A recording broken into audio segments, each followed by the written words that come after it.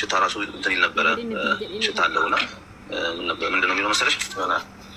ከጥንቃቄ ጉለት ኬርለስ ሆና ነው ምናምን ብለው ነው ራሱ የተጻፈው ከይዙ አጋጣሚ እስከ ከትናንት ወዲያ ነው ሞተች ተብሎ ራሱ ተደውሎ እንደዛ ነገር ነው ቤተሰብ ጋር ተደውሏል ፍኖተ ሰላም አካባቢ ነው ያሉት ቤተሰቦቿ እና ወደ አዲስ አበባ እየመጡ ነው ውክልና ለመስጠት ማለት ነው አስክሬኖች ይመጣል ብለው ብለዋል እና ያለው ነገር ይሄ ነው ያው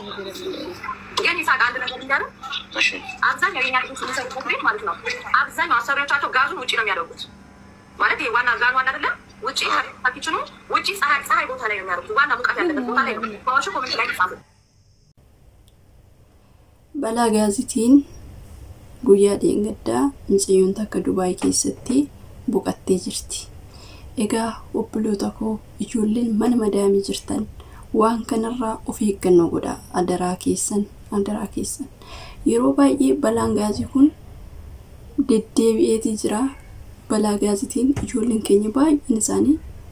lubbuu isaanii dhabneetii jira jechuudha kanaafiyyuu adaraa keessan amma sirran deebi'a of eeggannoo godha ashamaa harka fuunii hordoftoota kabajamtoota chaanaalii YouTube galatti jalatti argamtan jirtu bakka jirtanitti nagaan waaqayyo isiniif haa baay'atu. Egaa obboloota koo akkuma argaa jirtanii baay'een keessan jechuudha. Balaa gaazii kanaan ijoollee baay'ee lubbuu isaaniitiin nu biraa dhabamanii jiru. Yaa ta'u malee keessattuuyyuu warreen kushiina keessa dalagdan amma fakkeenyaaf araboonni jechumattuuyyuu maan taane gaazii mana keessa hin godhan. biyya kana keessatti Dubai kana keessatti gaazii dhiisato waan biraatuyyuu ifanaddisiisaa jechuudha ifanaddaas warreen gaaziin ala jiru kan mashaqaltan yeroo baay'ee nyaata ittiin dalagdan of eeggannoo godhaa nurree manuma madaamin jirra garuu immoo kan nu eegu waaqayyoo waaqa birattis immoo waaqa gadittis sirriitti nuti of eeguu qabnaa jechuudha yeroon kana siniin jedhu egaa akkuma beekamu beektanii yeroo hammaa kana yakar malee cimeetii jira asanii wal qabatee gaaziin ala kan taa'u yeroo sanitti sibiilli gaaziin ni beektanii qilleensa yoo qabaatu qilleensi xiqqoo fi qilleensa gaafa godhate qilleensa hargate achirraan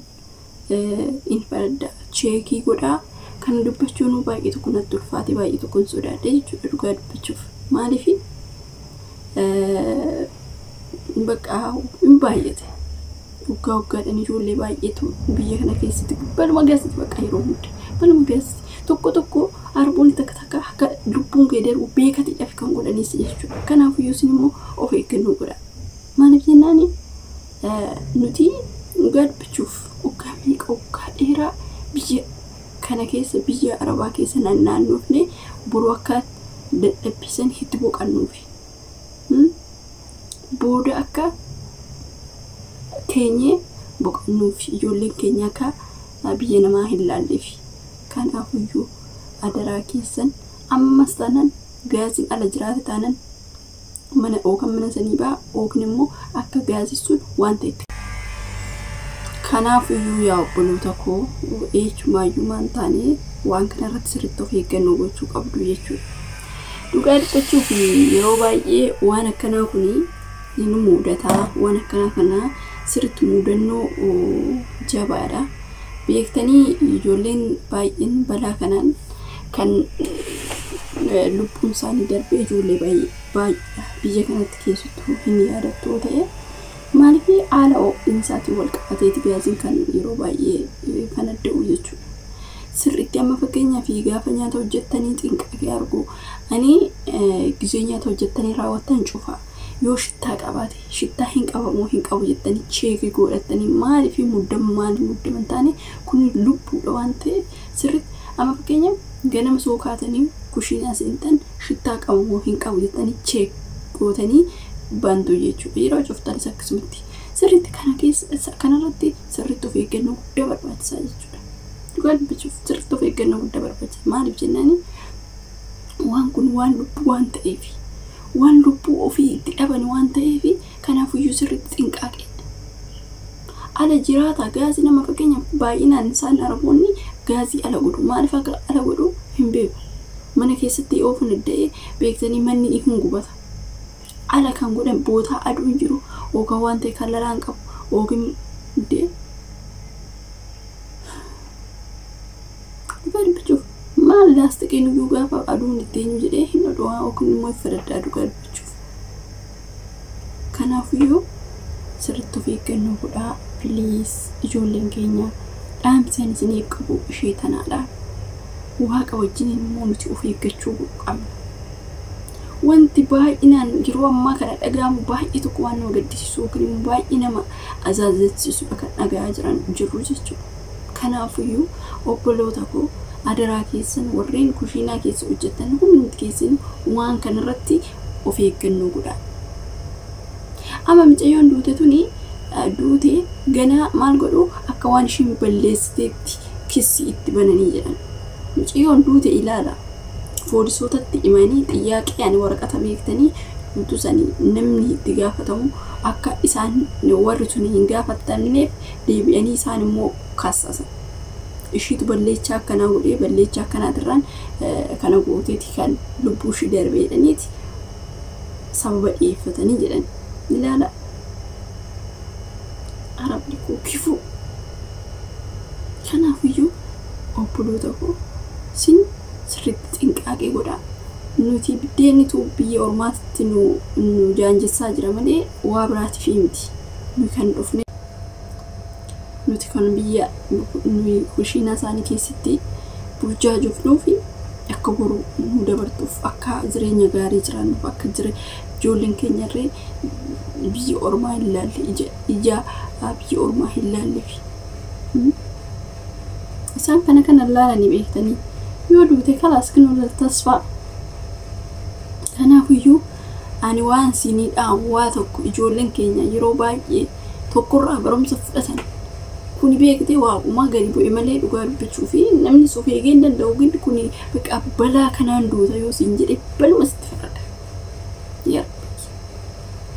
baluma baqa baluma sitti farada jechuudha kanaan duuta erga jedhamtee baqa kuufuun gaafa dhofte irraan tarraftu jechuudha kanaafuu waaqaa gaditti nu immoo of eeggachuu qabna kan du'an immoo obboloota keenya obbolaa lama dhabne torma kana keessa nama lama takka dheengadda takka abudaabii itti nama lama barreen gaddaa akkasii nama sadii moo meeqa hoggaadhaan baqaan lafa hin ba'u jechuudha ijooluma keenyatu du'aa oola sini galee kanaafuu yaa obboloota koo gaazii kanatti hin kala'inaa gizee amma fakkeenyaaf gaazii warroonni fidan sun astahaakaluu danda'u namoonni fidoo ta'e yoo siin galle ta'e yookiin immoo siifi ani beektanii siif hin galle gaazii akkaataa ittiin yoo cuftu beektoota ittiin kalayin isaan hin beeku waan ta'eef isaan ofii isaaniitii haa cufan ofii isaaniitiif waa hundaa godhan hin beektoota ittiin kalayin amma fakkeenyaaf ijoolleen haaraan kun waa'ee gaazii banaa fi cufaa kana isaan baddaruma cufamee hin beekan ishiin garuu akka beektanii harawoota dhugaa dubbachuuf hedduu takka nama gaddisiisa waan hundaaf rabbumti isaan eeguusaa wajjin nyaata hundaa rabbumti waa eegu kan nagaan mana keenya nu baase deebisee nagaan mana keenyatti maatii keenyatti nu agalchu egaa waan akkanaa kun immoo baay'ee ulfaataadha dhugaa dubbachuuf hedduu ulfaata annaa kana siniin jedha obboloota koo isin immoo waan gochuu qabdan sirriitti of eeggannoo godhuudha beektanii yeroo ammaa kanatti baqa dhugaa Itoophiyaa keessatti fakkaatee sababni akka argaa jirtan guyyaa guyyaadhaan namni odoon balaan makiinaa balaan maalii osoo hin bu'in inni oduu guyyaa guyyaadhaan jechuudha